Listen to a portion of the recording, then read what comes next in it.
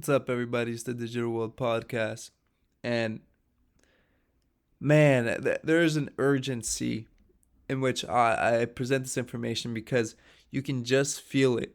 You can just sense that, whatever happens in the next year, couple of years, uh, we're headed for a very serious financial crisis. If you haven't seen the video I posted yesterday about the reverse repo market and how that usually leads to or is a good indicator of the coming financial crisis in years past and very well in the future. I mean, it makes you think. And the events that are transpiring are very concerning. Again, I just want to be clear. I don't care what side of the fence you are. You're going to be affected regardless of finance or the economy doesn't make any exceptions. Everyone is affected. Okay? Um so the people that the masses, I should say, are the ones that get the biggest blow, the middle class and the lower class. And so it's something that you need to be aware of. Now, if you remember back, I believe in March, the Suez Canal was blocked for about a week. That led to probably the increase in prices we've been seeing for sure. And that's just one of the small things that have happened in the supply chain. Well, apparently, another container ship has ran aground in the Suez Canal, blocking traffic. And the ship reportedly ran aground at the 54-kilometer mark in the global maritime channel. So we have another Suez Canal passage. And I believe this canal accounts for a big chunk of global trade. So if this is blocked, I mean, prices, inflation has taken a toll. If you look at the things you buy at the grocery store, they have increased. I know, for example, Taco Bell, the burritos I buy on the dollar menu were $1.19. I was just talking about it a couple weeks ago where it was $1.39. Now it's $1.49. So they've increased it by 30 cents.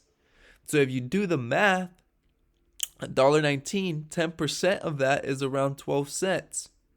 And they've increased it by 30 cents. That's a like 25, close to 30% increase. Okay? That's a lot. I mean, you don't notice it because it's, what's a couple cents? But at the end of the day, you start adding these things up and you're asking yourself, where has my money gone? Now, I keep an eye on this because, again, the supply chain is very fragile and things are happening in which sooner or later, the only thing you're going to be spending your money on is food because you need that to survive. And all these extra, entertainment things that you might go do on the weekends or something, you might have to cut short because just money is tight. Here, Peter Schiff, I actually watched the Brian Deese talk about this, and Peter Schiff is absolutely right. He says White House top economist Brian Deese said that if you take out big increases in beef, pork, and poultry prices, that overall grocery prices increases are within historic norms. I wonder if he tried this excuse on his parents regarding ignoring any low marks on his report card. Trying to exclude all the things that went way up, then claiming inflation isn't too bad if you just focus on what's left, reminds me of, and he's making a reference to a specific scene. But yeah, I mean, of course, if I say, let's take the top 5 things that have gone up in the crypto market, and that should account for the normal market. You're taking away Bitcoin, Ethereum, XRP, etc. Of course, Bitcoin itself has $1 trillion market cap, and you're taking that away. Of course, it's gonna make a difference, but this guy's acting like, if we just take this out, then everything's gonna be okay, that everything's normal. No, it's not normal, and it's important to be able to decipher these things and be aware and not just let people do the thinking for you. And that's why I'm very I've made the effort to bring all these current events towards you because I want you guys to be informed. I care about you guys knowing the situation. Don't let other people do the thinking for you. Do the thinking for yourselves. Here is a good clip of what's happening in the economy. A lot of people have this idea, oh, I'm getting free money, oh, I'm getting this stimulus. And yeah, you may need it. And I understand that, but you have to understand they're kicking the can down the road further. And the consequences are going to be 10 times or a, a magnitude greater than if they had just allowed the economy to, to bear the fruits of, what has happened instead of trying to delay it. But take a listen to this. I was having a conversation with someone the other day. They were talking about Joe Biden and his relief checks. He gave out $1,400 to all the people in America because of Corona. And he's saying, don't you think he's good that he's helping the poor? I said, you think that helps the poor? Let's talk about this. You give 100 people a $1,400 check, right? Everyone understands you can't just leave it in the bank forever because of inflation. The value goes down because what happens when they print trillions of dollars from the sky? The dollar becomes less valuable. And now we're living in a world right now where inflation's getting out of control, especially in America, right? In the last year, inflation's up like 6-7%. So no poor person is going to take that money and just leave it in the bank. They're going to either spend it or invest it. Let's say there's 100 poor people and the 100 poor people spend their money. What do they spend it with? Businesses. Who owns businesses? Rich people.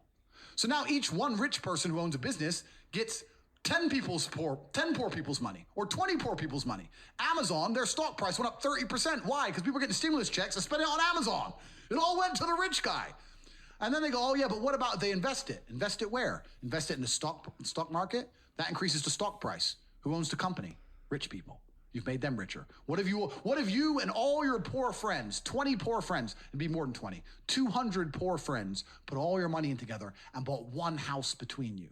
That still takes one house off the market and raises the property value of that area. Who already owns those expensive houses? Rich people. It always ends up back with the rich people. You can't stop making the rich richer. You cannot stop it. People inside the matrix don't understand what's happening. And they're going to sit there and go, but the government cares about me. You gave me $1,400. The government doesn't give a shit about you. The government is looking after its friends. The government gave all the slaves a little bit of pocket money so they can send it all to the rich guys. Okay, and I haven't seen the full interview, but if you take anything from that, and I'm not trying to advocate, because I'm for free market capitalism, and I think that a lot of what's happening with these, stimulus checks or these unemployment benefits, it's going out to the people, and they think, oh yeah, the government's looking out for me, this and that. But at the end of the day, yeah, okay, let's say you use it for food. But if you have the extra money, where are you going to put it in? Well, you hear the inflation narrative, inflation, inflation, inflation. And people are like, yeah, I can't just hold on to dollars. So where are they going to invest it in? In the stock market. You hear like Amazon, the Teslas, and the crypto market. Well, the crypto market is different, but it's the case in point where all this money is getting funneled back to the markets. And who own those companies? It's major players, and those companies are hot right now. So I don't fully agree with everything he's saying here, but the principle in which or the point he's trying to make is that people are taking, are just thinking because they're receiving money. That's all that matters. Because at the end of the day, people just stop, they don't stop and think further down the line. Okay, all they think about is free money. And you have to think about the things and the consequences that brings. Yeah, you may get free money, but what you have to pay, there's no free lunch. And that's the point. There is no free lunch. And Cynthia Loomis makes the point here. $100 bill would buy less in 1998 than a $20 bill would buy in the 1960s. Then this means that anyone who kept his money in a safe over those years would have lost 80% of its value, because no safe can keep your money safe from politicians who control the printing presses. And also, this is because the Federal Reserve, if you have a central bank, they're gonna flood an economy with debt. And who owns debt? It's people who become slaves to the system. And so your currency has been devalued, and you see yourself working more for less. So it's important to understand this principle. Very important. And another thing here is, well, a lot of people are, receiving these stimulus checks and unemployment, but since the unemployment has ended, well, what happens? See, it says jobless Americans left scrambling after pandemic unemployment benefits end. Job openings hit 10.9 million, fifth straight record high.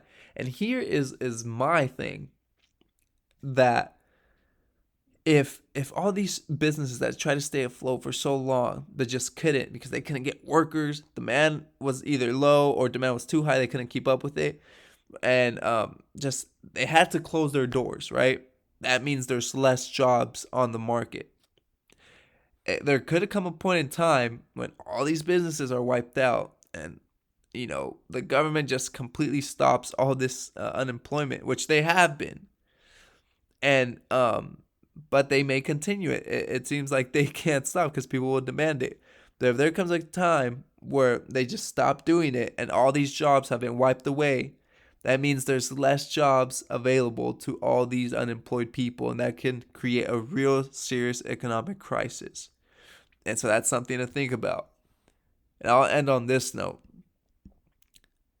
Thomas Sowell said this: the problem isn't that Johnny can't read. The problem isn't even that Johnny can't think. The problem is that Johnny doesn't know what thinking is. He confuses it with feeling. Folks, we have to do more critical thinking. We have to put our thinking caps on and not let other people do the thinking for us. So this is my appeal to you guys. I hope this episode has brought you some value. I hope that you guys have learned something. Share with somebody. Let them become aware. Let them become informed, because this is really important. We're at a very critical point in time in our history, and I think people need to be awakened and aware to everything that is happening. This is the Digital World Podcast, and I'll see you in the next episode.